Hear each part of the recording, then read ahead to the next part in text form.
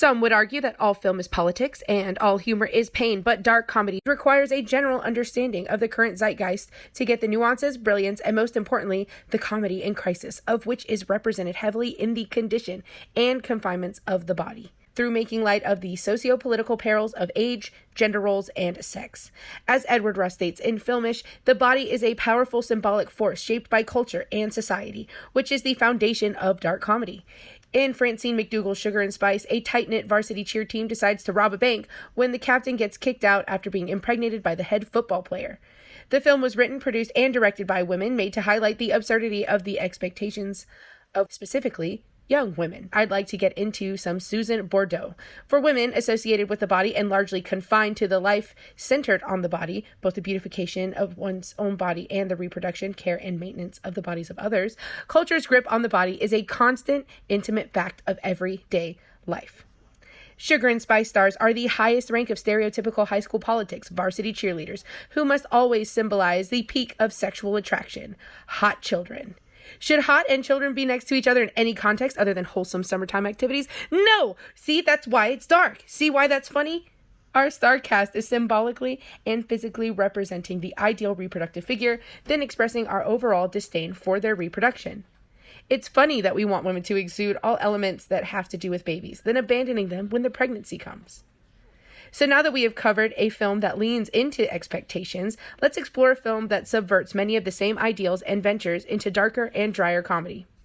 Harold and Maude is a cult classic from 1971 about a sheltered, wealthy, and introverted young man named Harold who fakes dramatic suicides and self-mutilation as well as attends funerals for fun.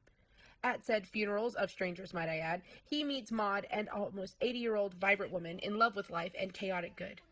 Their internal characteristics, specifically the oppositional ones, Harold's morbid nature is shown through his long, skinny, looming stature and pale skin, which is unfitting for his age, though his face is that of a baby, despite his wide-eyed, unblinking, and blank stare, which, now that I say it out loud, is kind of like a baby. The false mutilation of his young body to represent his disdain for living, yet unwillingness to actually let go of life. Speaking of dark comedy and mutilation of the body, you have Harold's uncle, a proud soldier who lost his arm in the war and creates a contraption to still practice the most famous military custom besides combat, the salute. That's funny. We don't like it. It's bad. It's absurd. That's the joke. Then you have the real star, the OG manic pixie dream girl. No, not Ramona Flowers. Maude.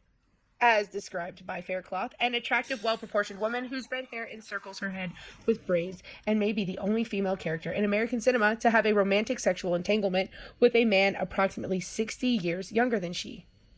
She's also seemingly completely unmarried and childless, meaning her character also subverts the Western ideals of gender, age, and sex. Though I perceive the representation to be genuine, the comedy comes in with the dismay that Harold's mother holds, though she ain't exactly a sexy age either. And even more so, the disgust that the elderly male psychologist and priest feel toward the idea of a woman who is pretty close to their age being sexual.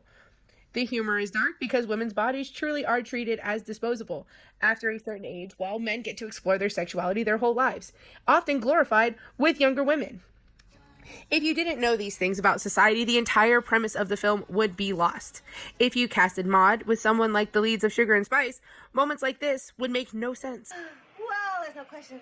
My body's giving out. I'm well into autumn. It's all going to be over after Saturday. And the impact of wisdom meets spontaneity when Maude says, "The earth is my body. My head is in the stars." Who said that? I don't know. I suppose I did.